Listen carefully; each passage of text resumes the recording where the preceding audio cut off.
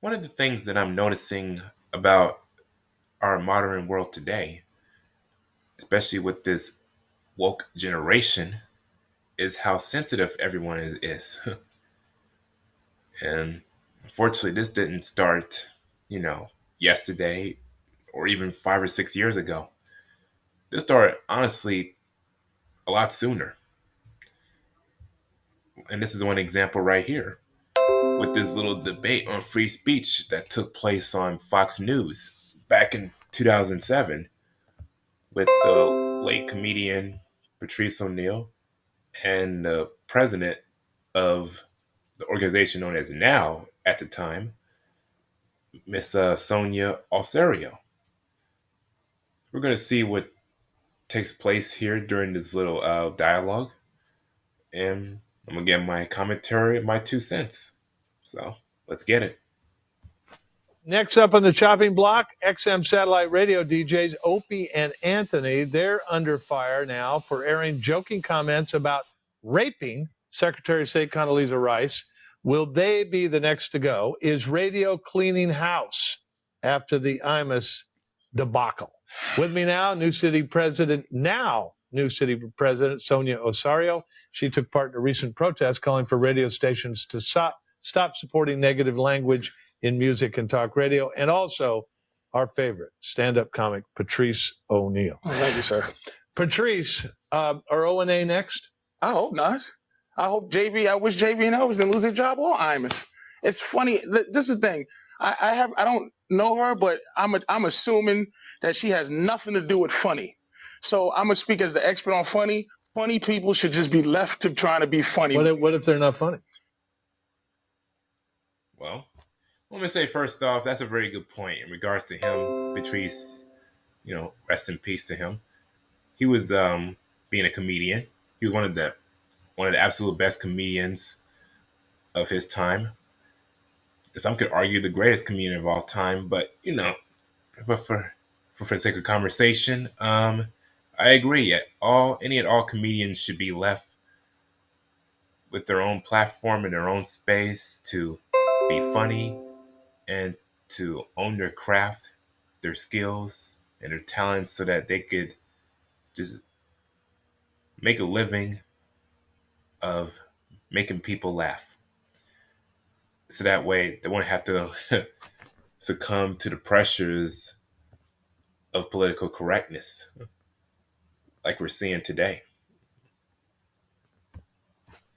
Then you made a mistake. But how many times has how many unfunny rape jokes lead to rape? Like, I don't know how many jokes about rape there are. there's a lot, but your world is not funny. Your world is next on the big story.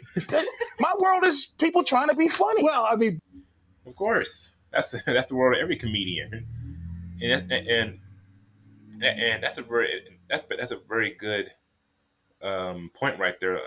Definitely a gold nugget of information in regards to you telling jokes, like in this case rape jokes. You're not saying that to influence your fans or the people in attendance at your shows to just go out and commit heinous acts like that or any other heinous acts that you can think off the top of your head. You're just saying it as again making light of the situation, so that way again you can understand. Okay, it's something that's a part of life, and instead of always whining and complaining about it, always seeing the negative in it, you can also, instead of just doing that, is it's important to just find the humor in it, so that way you know how to maneuver through life without taking yourself too seriously, right? And as the saying, that's why, as the saying goes, what some people say, sometimes you have to laugh to keep from crying. you think it's okay to try to make jokes about rape? I'm diabetic. I make fun of that. I'm a victim. I might lose a toe. But I'm trying to make fun of. I'm trying to make fun of anything I think I can make fun of. Sonia? Again, hey. Now I would say that's not the first time that Patrice. Well, let me say that. Let me backtrack. I want to say the first. I'm going to say that's not the only time that he made that admission about him being diabetic, right? And possibly him losing a toe.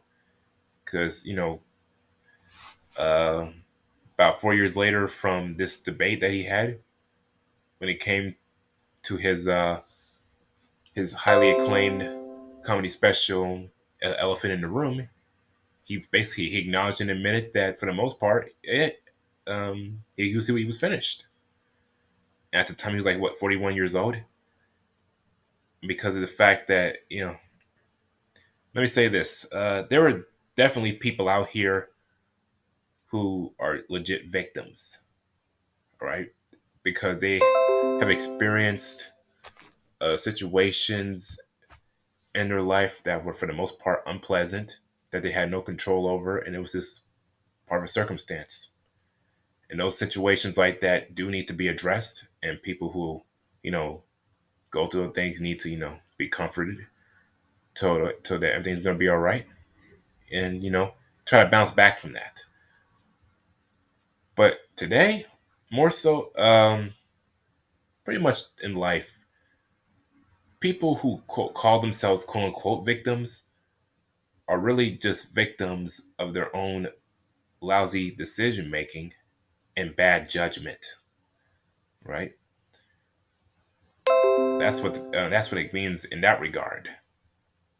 Because yes, again, things are going to happen to us that things happen to us that we cannot control, and that's just how it is. But when it comes to your own personal life, you have the choice of whether or not you want to, for the most part, live a fulfilling life, or you basically want to just live life how you want to live life, even if it means it could cost you your life down the road. And unfortunately, that's what happened to this brother, you know. But hey, he lived life to his fullest and he went out with a bang. So I can't say too much there. You know, what's happening now is the marketplace Okay. is deciding what's appropriate or what's not appropriate. I think the nation is just tired. There's a new mood in the nation. What nation? The nation. What you have to specify, Miss Ossorio. What nation are you referring to? Are you referring to the nation as regards to the United States of America overall, in regards to the masses, or are you referring to certain demographics, extremist groups on both sides, the far left and the far right, aka the alt right, but particularly on the far left? Are those the people that you're referring to in regards to quote unquote nation? You know what? We're tired of things that Is are this just the nation, this hurtful, paper, and you? hurtful and I'm not the nation. I'm just speaking for me and funny. You're speaking for the nation, or you're speaking for? yeah, you know why? Because I remember 6 years ago doing something against Anthony Openy because they were just so outrageous, and their violent images that they put out to women was just. You know what you said there? Images that are violent to you. And let me say this too. Are there, in regards to certain images of women out here, can be deemed quote unquote violent and even controversial? But you have to remember, the very same women out here who are making these claims, not just back then, but today, making these statements and accusations about how women are, being abused, how they're being like sexualized, right? Well, you have to understand, not saying that none of that takes place. Some of it that actually does, but it's a result of women who, I would say, back in the early '70s, during the height of the feminist movement, made it clear that they're strong, they're independent, they don't need no man, right? They have control over my own body, they make their own decisions, right? Pretty much overall, pretty much they can do bad by themselves.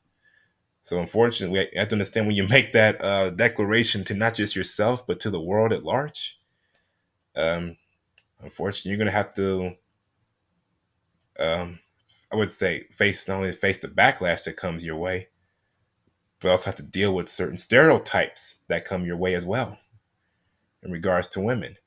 A prime example of that is a lot of these music videos. So, you know, you can't you have to so when it comes like this selective outrage, no pun intended. At the okay, at the end, okay, which side are you on? Are you offended are you offended on all sides or just one? All right, you can't have your cake and eat it too. Uncalled for. And now, I think people. You think they were trying to be funny? I think now people in Do this you think they country were trying to be are funny? tired. You know what? I don't care if they're trying to be funny. That's what I'm saying. tell you Why are something, you Patrice. in that business? I've been to your show once, and it wasn't very funny being a woman It was in your hilarious. show when you talked about. That's why she doesn't like me. I was in the paper with her, and the joke is hilarious. It's called The Angry Pirate. And the lady who wrote it in her outrage didn't even know what it meant. And anybody who read it laughed because they know what funny. You're not living in the context of funny. You're living all in the these context guys of fired. have every right. Bingo! Hey, you hear that? That was the standout point he made. You're not living in the context of funny, but you're living in the context of fired, right? In regards to the statement that this female made in regards to, going to his show, right, not liking it based on some of the jokes that he made. um, you have to do your due diligence as a person to research the comedian that you are looking to go see, what their comedic style is like, the type of jokes that they like to tell in their sets, and how it resonates with certain people, right? That's why if you feel like if it doesn't resonate with you on a certain level, be it a funny level, everyday level, whatnot, then it would behoove you not to go see that comedian and instead go find a comedian that does better suit you, that does better relate to you, and is definitely more your taste. All right. That's why I say, and for people, that's why in regards to these hecklers that you see at certain comedy shows, here's a question I have to ask. Um, Instead of heckling, right? If there are certain jokes that a comedian says in their set that has you so outraged, offended, and pretty much just horrid, instead of heckling, why not just get up and leave? Why stay there? Because all you're doing is basically just going to make yourself the butt of the joke, and therefore everyone else is going to get in on it. All right? It makes no sense. Right to be as funny as they want. They can go out and try to be as funny as they want, make as much money being as funny as they want. This is what's happening. There is a change in this country. People are realizing they have an opportunity to speak out, and advertisers are listening. Radio stations are listening. Sonia, you're not talking to who I talk to. And you're not going to get paid as much money anymore. Sonia and Patrice. Hey, another gold nugget right there. It's easy to make certain statements like that, but yet you don't really know whether or not if it's true and authentic. Because in order for it to be that, you would have to actually be boots on the ground talking to everyday common people about that type of topic to see whether or not if they're on board with your thought process and what you deem to be funny as opposed to not funny. All right? You're not having a conversation with those type of people. You're having a conversation more so with the big wigs behind the scenes that's giving you the information to put out to the masses as a control mechanism, which is what all mainstream media really is at the end of the day. It's pretty much a bunch of talking heads I would say honestly casting a spell over people to make them think, feel, and operate a certain way that's not authentic and real to them.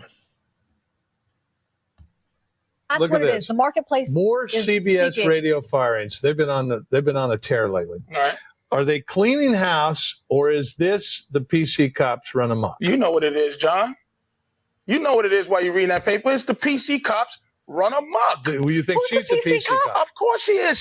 She has an entire encyclopedia of her stance on it, but it's no passion involved. It's not a real. This is just what she has to say. We are outraged and fired and He's a fool. fired He's an and absolute fired. fool.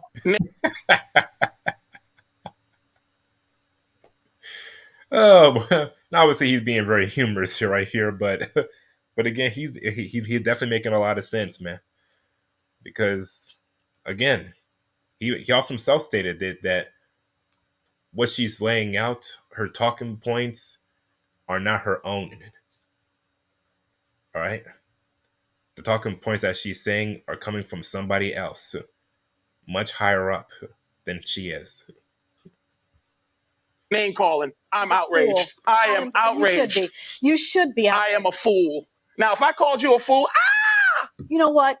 People are feeling a new sense of entitlement. Who are these to people? decency in this country? Who are the people? A new How can sense you- of Again, that's again that same question, like the second, third, fourth time. Who are the people? It can't be everybody, because there are people out here who definitely have a sense of humor, man, and who, for the most part, are not really down with the whole PC climate, right? The whole political correctness movement, I like to call it. So it can't be them, but but it should definitely be the people who are, I would say, not only quote unquote down with it, but they're more so brainwashed and indoctrinated into following that mindset, that mentality, and that movement. It's those people, all right? And obviously, I'm pretty sure it's like a feminist or feminazis like her, and people within the quote LGBTQPXYC communities, right? And probably some other demographics who fit the bill, but particularly those two sides. Those are the ones you really have to pay attention and take notes of. Patrice, so here's my question. How can you justify a bad joke, a joke that isn't funny? Wait a minute. Go ahead. That isn't funny, doesn't get any laughs, and is about raping the first black woman to ever become the Secretary of State of the United States. Throw that at me. Well, why not? The attempt is what I'm trying to fight for. The joke funny jokes and unfunny jokes are come out of the same birth. That you don't know if anything is going to be funny. You should attempt to be able to make anything funny. Don't you think a joke about... Exactly. Hey, hello. Thank you. That's what it means. People who understand comedy knows that's what the deal is. All right. Especially if you're a comedian yourself and you're writing jokes, honing your craft, your talent, your skills. You know, when you're on the road, you tour in cities, country, states, you test out those jokes in front of a live audience. And for the jokes, again, that works, bam, you're going to include those in your material, in your sets. And as for the other jokes, again, they, for the most part, fall flat. Bam. All right, mark them off, bump it. All right. You know, and speaking in regards to writing down jokes, a certain comedian who was definitely himself, who is rising up and getting some notoriety is Dion Cole. For those who've seen his stand-ups, that's definitely a tactic that he utilizes, and I believe it's very smart, very crafty. Rape is doomed to be not funny. It's possible, but I've heard them. You've heard a funny rape joke? I say a couple. Watch my HBO special. I'm pretty good at it. Yep. He wasn't pretty good at it, bro. I mean, let's be real. You were one of the absolute best. You're one of the absolute best when it came to jokes like that, and pretty much every other jokes similar and in a category in their own.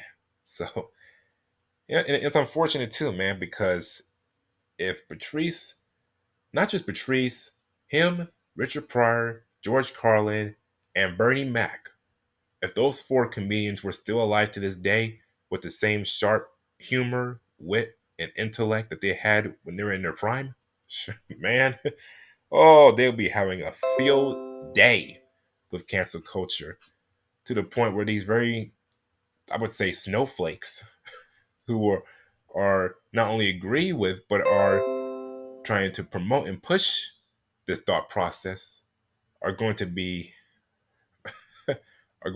met with not just extreme backlash but also mental illness, depression, anxiety, a whole pretty much a mental breakdown to the point where God forbid to commit suicide, man.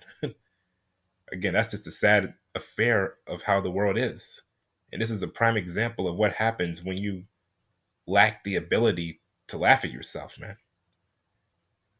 That's just what happens. And when you're the type of person who operates that way, many people, for the most part, don't want nothing to do with you, let alone want to be around you. So it's a tough, man. It's a tough loss. Patrice says that if you're having sex with a woman, doggy style, and if you Wrong. hit her in the head just the right time. No, it's ejaculate in her eye and kick her in the shin, and she walks around like, arg! It's the angry pirate. That's what she was trying to say. A violent act of hitting her in the back of her head, her body. It's called the donkey punch. Which will then. Why are you laughing? She's outraged. It's called the donkey punch. It's whole humor that she has no clue what it is. We have the same problem that Opie and Anthony does. You can't say just anything on the air. You hear that part, man? We were making that same joke about the donkey punch. I'm sure you couldn't help but hear laughter in the background from some of the workers, and some of them were women. Again, this goes to show you, man, these feminists out here, not just them, but pretty much liberals in a nutshell. They do all this preaching about offense and being outraged. But let's be for real. For the most part, they only believe that BS. They don't. And you've got a prime example of it right here. Right? Because the whole point is to make you believe it. All right, and see whether or not you fall for the okie doke or that proverbial banana in the tailpipe. All right, that's just part of the battle.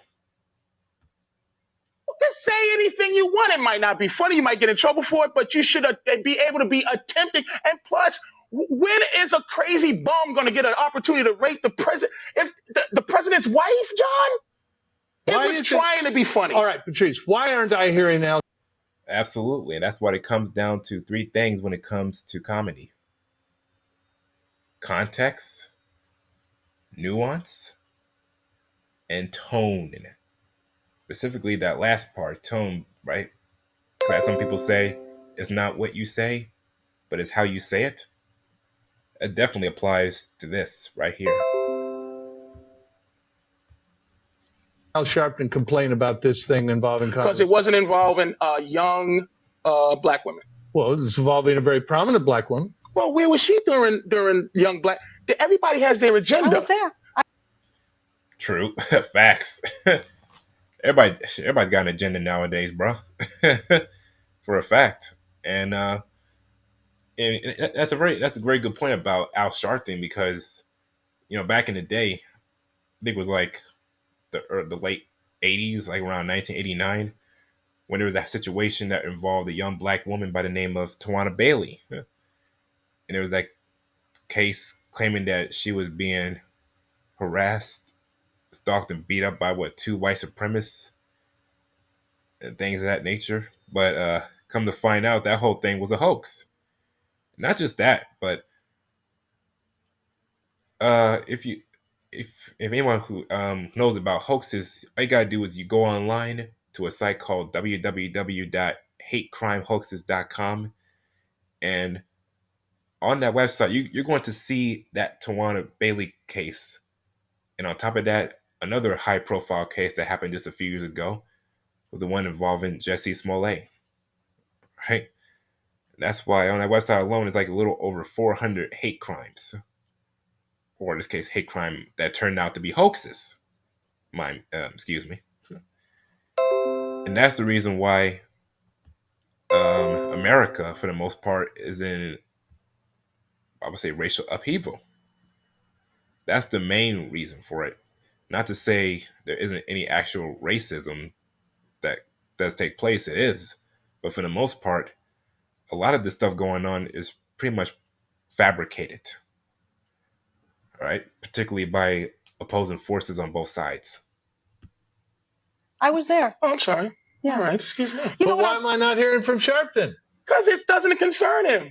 It's not concerning him. It's black. It's, come on now. Al Sharpton has his agenda, and it was perfect for Al. Young black women. And now, Of course, right?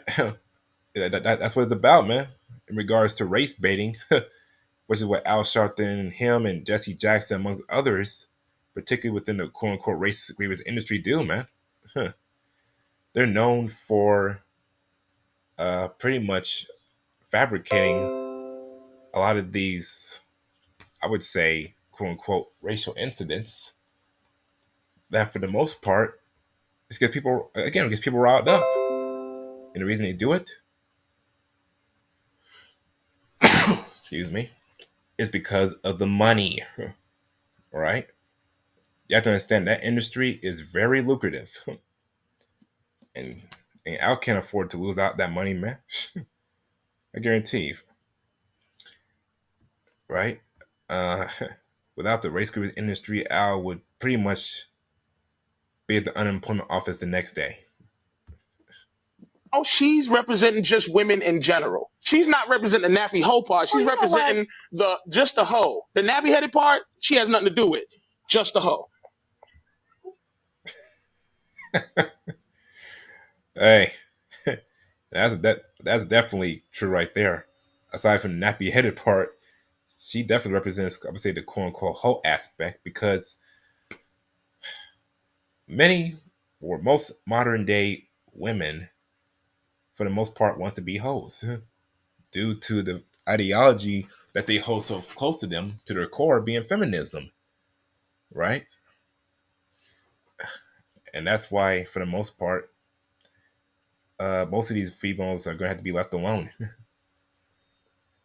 And men are figuring it out more and more. Which is why, that's why men, not just black men, but men, period, are leaving America and going overseas to other countries to find wives there. And the reason why is because those women over there are a lot more feminine as opposed to the masculine women over here. Sonia? You know what? Women have been abused publicly in the media for too long, and people are tired of it. This has been a beautiful response of just the general public saying to advertisers, we're your consumers. We don't want to have to avoid everything in the street. We don't want to have to worry about what radio station we turn on. And there is some really derogatory, violent thing to deal with. Information. Well, again, look, there's some credence to that, because there are certain, not just, radio stations, outlets that people have access to that does have somewhat, as you call it, quote unquote, violent or controversial content on there. And again, everybody's different. Both humor and offense are subjective. All right. Everybody is going to have humor, and when it comes to certain things that they find humorous that other people don't. The same way there are some people who are going to be offended by what certain people say on these platforms that others are not going to be offended by. It's just, again, everyone is different, and that's kind of the problem with this concept of diversity. Why is that? Because it sounds good on paper in regards to, yeah, You can embrace everyone who's diverse, who's different, more so in appearance, especially. But if you have diversity in thought, it's a no-go. They can't have that because just having independent thought in of itself means that you can't control those people. So therefore, they're gonna have to be done away with. Ma'am, is secondhand from someone making you aware that someone may have said something that you should be upset about. It's a shame. Your constituents. Exactly, it is a shame, and to pretty much translate that in other words, what that we basically saying to her is that what you're saying right now on air is not how you really feel. You're just pretty much saying what someone else really feels. All right, it's not authentic. It's not real. So it's kind of so pretty much it's a bad look. The people you represent aren't all victims in this gotta matter. go. Patrice O'Neal, thank you very much. Absolutely. Sonia and Ossorio, thanks to both of you. Appreciate it. That's it for that. That's the last point that he made was, again, I would say the most telling because the very people, these big wigs, especially behind closed doors, that are pushing their viewpoints to talking heads like this lady here, for the most part, are not themselves, quote unquote, outraged or offended at all. And that's the same with a lot of these celebrities and athletes today, right? Very same ones who are saying all these talking points, but they're saying it from their ivory towers within their mansions, $1 million homes, with all their luxurious items like their cars, pools. They have maid servants, everything you could think of, man. So that's why at the end of the day, all that is just totally disingenuous. And you can't really take those people seriously. All right. But anyway, that's it for the video. I thought it was a very interesting and also downright funny dialogue exchange between Patrice and Sonia. So that's a wrap. Peace out.